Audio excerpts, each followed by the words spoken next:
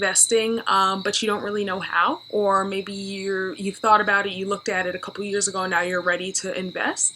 Yeah, well, if you're a beginner, like everyone once was when it comes to investing, here are my 5 tips for beginners on investing. Beautiful people, and happy Monday! It's Monday. We made it to the beginning of another week.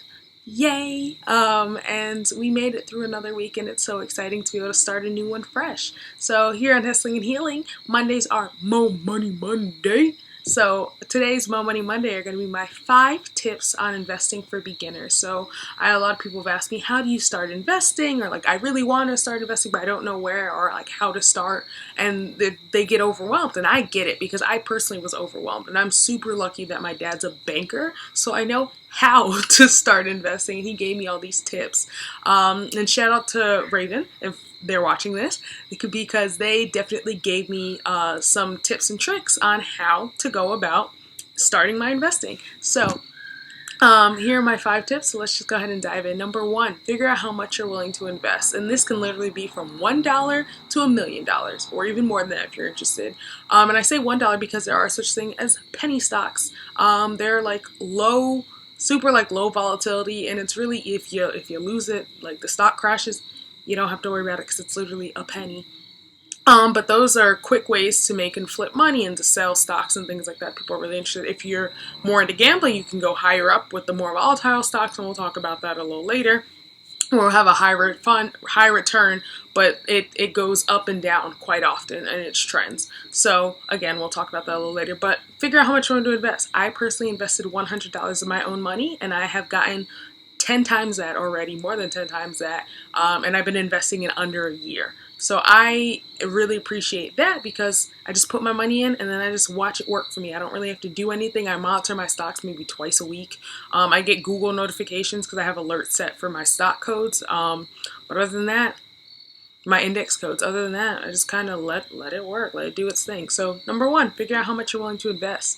Number 2, figure out how and where you're going to invest. So like, are you going to invest by yourself? Are you going to navigate the waters? If you're someone who has a little more knowledge and background on it, go for it. You don't have to pay a middleman. If you're like me, I use apps. I use 2. I use Acorns. Acorns is the one I started out with. Shout out to Raven. They were the one who told me about that. And I really, really, really appreciated that because Acorn's super helpful, and it did most of the work for me. I told them that what I was willing to invest and how I was willing to invest it, and that's what they gave me. And then from Acorns, I got a little more adventurous and I downloaded Stash. And I really like Stash because Stash has helped me figure out all of the ways that I can invest either partially or like find all these different profiles, which in a profile is like a conglomerate, or a profile is like what's your stock, how many stocks you have and what you do. But they do have conglomerate stocks, so like a bunch of stocks that are similar to each other that you can invest in together. I'm forgetting the word for what it's called right now.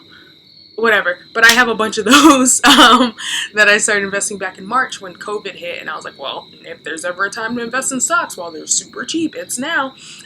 So those have been really helpful, and I'll tell you how you should invest and like where you should invest a little later. So that's number 2, figure out how and where you want to invest. You could also invest through a bank. A lot of people don't recommend that, but you can. It's a little safer. You can invest it with a broker. You can invest Bitcoin, whatever. However you want to do it, you can invest as like a stock fund or whatever. You figure it out however you want to invest, what best goes along. Like, along the lines you're interested. Do you want to be hands-on or do you want completely hands-off? And whatever variation in between. Number 3 is figure out what's your timeline. Are you willing to wait and play the long game? Or are you willing to let that money sit there for 20 years and just keep accruing and accruing? Or do you want that money back in like 3 to 5 years? Like, are you 20 now and this is for 30-year-old you? Or is this for 60, 70-year-old you?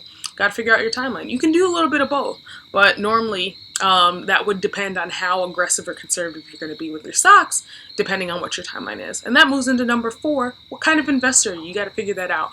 Are you conservative? If you're a conservative investor, you take little to no risk, and you just think slow and steady. You choose the stocks that are consecutive, they're consistent in their growth and have minor downfalls, but they're consistent and you like that. So you're willing to wait the longer time in order to get the return that you're looking for. And there's nothing wrong with that. Most people are moderate. I'm personally moderate. Some people skew towards moderate conservative. Some people are conservatively moderate. Some people skew towards moderately aggressive, and so on. Most people are moderate, and that's kind of like, I'll try this, but not that. Like, people give you two options. Like, hey, do you want to jump off this bridge? Like free falling, or do you want to do it with the bungee cord? You're like, maybe I'll do it with the bungee cord, but I won't do it free falling, right? Yeah, so that's what moderates, like a moderate investor is. You're willing to take some risks, but not all of them. And that's okay, because that's where most people are. And then there are the aggressive investors, and those are the people that are like, I'm in all or nothing, give me all of it. These are the high stakes rollers.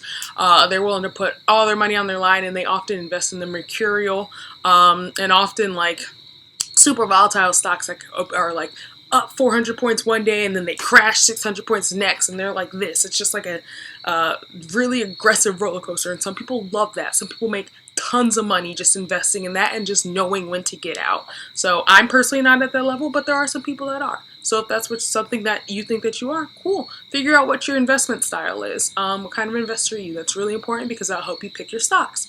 And finally, my fifth tip, and this is a tip that Raven gave me, shout out to Raven again, is that you should invest in the things that you know, love, and use often. And often you can go by the 5 senses model. So you should invest in the things that you can taste, touch, hear, see, and smell. 5 senses. And they say that because you're interacting with these products all the time. You're interacting with these companies. You know how they work. You have an interest in them. You care about them. You want to see how that well-being goes. So if you're someone like me, if you're an Android user, which is ironic because I have Apple, I have like a MacBook and I have an iPad, whatever. If you're one of those, then like if you're an Android user and you're really into Samsung, then you should invest in Samsung because Samsung, you care about it. You use it often. You'd want to see that stock, and you should invest in that because you use it. You can touch it, you see it, whatever. So that's how I started off investing. It's worked really well for me. I also have stock. So I have stock in Samsung. I have stock in Apple. I have stock in Google. I have stock. I use Peloton, so I use stock in Peloton. I have stock in a bunch of pharmaceutical companies. And like distributors like Rite Aid and CVS and all those things, because again, I did this one during COVID because I wanted to be smart about this. I have stocks in Tesla because I really love the green energy and it's something that's important to me.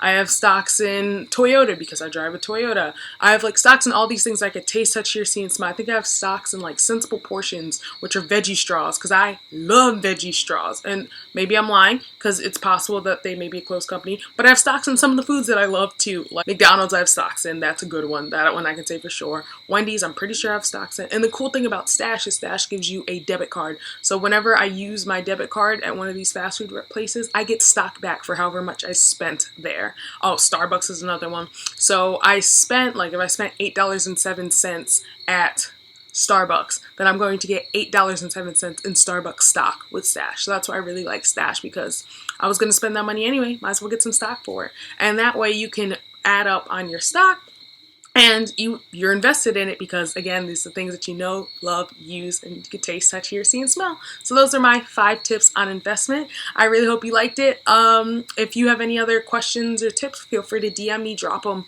in the comments below. If you like this video, go ahead and give me a thumbs up. Be sure to like, share, and subscribe, and hit that bell down there to get notifications about my next video. If you're interested in following me on other forms of social media, I am on Instagram, Twitter, and of course YouTube.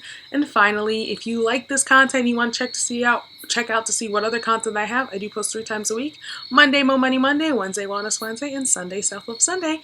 I will see you all on Wednesday for Wellness Wednesday, and until then, I hope you have a fantastic Monday wherever you are, and check me out on my other forms of social media. I post a lot of stuff on Instagram and Twitter too, so go ahead and check me out. I hope you have a great Monday. Bye.